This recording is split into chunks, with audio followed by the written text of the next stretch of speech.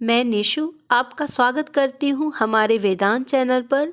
सबसे पहले नए हों तो चैनल को सब्सक्राइब कर लीजिएगा, वीडियो को लाइक कीजिएगा, हो सके तो शेयर भी कीजिएगा मित्रों में। दोस्तों, आज की जो वीडियो है वो बहुत ही ज़्यादा उपयोगी है, महत्वपूर्ण है, क्योंकि आज का जो टॉपिक है वो उन हर महिलाएं या पुरुषों के लिए है जिनके मन में ये सवाल रहता है कि इस ठंड के मौसम में हम शाम को कैसे पूजा करें, कैसे आरती दिखाएं।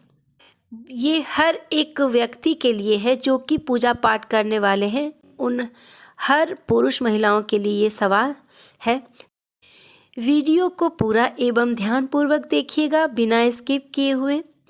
चलिए जानते हैं कि ठंड के मौसम में शाम की पूजा करें तो कैसे करें। क्योंकि ठंड के मौसम में हजार काम करने के बाद सुबह नहा धोकर पूजा पाठ करना बहुत ही आसान हो जाता है, किंतु शाम की पूजा में बहुत ही आलस होता है ठंड की वजह से, क्योंकि शुद्धि का ध्यान जो रखना होता है। बिना शुद्धि का हम कैसे शाम की पूजा कर सकते हैं।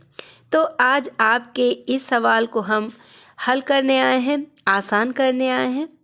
दोस्तों, ठंड में पूजा करना शुद्धि के साथ बड़ा ही कठिन होता है, किंतु बिना नहाए भी हम शाम की पूजा आरती आराधना आसानी से कर सकते हैं और उसका पूरा फल भी आपको मिलेगा। दोस्तों, सुबह तो हम नहा धोकर पूजा पाठ कर ही लेते हैं, फिर दिन भर हम शौच को जाते हैं और ठंड के मौसम में कुछ ज़्यादा ही शौच के लिए जाना पड़ता है। गर्मी के दिनों की अपेक्षा हमें ठंड के दिनों में शौच ज़्यादा ही इस्तेमाल करना पड़ता है, शौच के लिए जाना ही पड़ जाता है। और फिर इस वजह से हम शाम की पूजा करने में, शाम की आरती करने में असमर्थ हो जाते हैं। ये सोचने लगते हैं कि अशुद्धि शरीर से हम कैसे भगवान की आरती करें, कैसे उनकी पूजन करें। ठंड के वजह से नहाना तो संभव ही नहीं होता है, तो ऐसे में हम क्या करें। तो दोस्तों, सबसे पहले तो आप ये जान लें कि जब आप दिन भर शौच के लिए जाते हैं, तो अगर छोटे शौच के लिए जाते हैं तो आप पैर तो धोते ही होंगे, पर उसमें एक काम और करना है जो कि अत्यंत आवश्यक है। वो कार्य है कि आप शौच के बाद 3 बार कुल्ला करें। ये बहुत ही ज़रूरी है और ये आपको शुद्धि करता है। अगर आप बड़े शौच के लिए जाते हैं तो आप 5 बार कुल्ला करें, पैर हाथ धोएं और अपने सर के ऊपर से हल्का सा पानी का छींटा मार लें। जब भी दिन भर में आप शौच के लिए जाएं तब और शाम के पूजा आरती के समय आप 3 कुल्ला अवश्य कर, शरीर की शुद्धि होगी। तो आप 3 बार कुल्ला जरूर करें, हाथ पैर धोएं। उसके बाद जब शाम की पूजा आरती आराधना करते हैं तो उस समय पैर हाथ धोकर नहाने की आवश्यकता नहीं है, बस 3 बार कुल्ला करें। और अगर आपके घर में गंगा जल है तो गंगा जल का छिड़काव कर लें अपने शरीर पर। बस इतना के बाद आपका शरीर शुद्ध हो जाता है और आप शाम की आरती पूजा आराधना आराम से जो भी हो कर सकते हैं।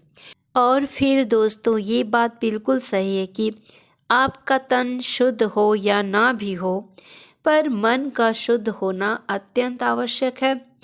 आप अगर शुद्ध तन से पूजा करते भी हैं तो कोई फायदा नहीं अगर आपके मन में मैल है, पाप है, छल कपट है, ईर्ष्या है, द्वेष है, तो फिर इस पूजा का आपको कोई भी फल नहीं मिल सकता है।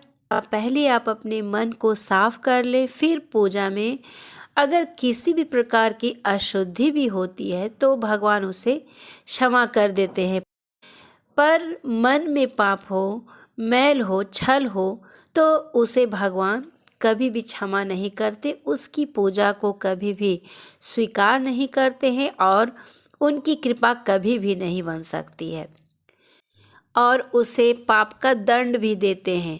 तो ध्यान रहे दोस्तों कि आप अपने तन को शुद्ध करने के साथ साथ मन को भी शुद्ध रखें और साफ रखें। उसके बाद अगर आप पूजा करते हैं तो कि तन की अशुद्धि कोई बहुत बड़ी बात नहीं है, किंतु मन की शुद्धि होना बहुत बड़ी बात है और बहुत ज़रूरी है।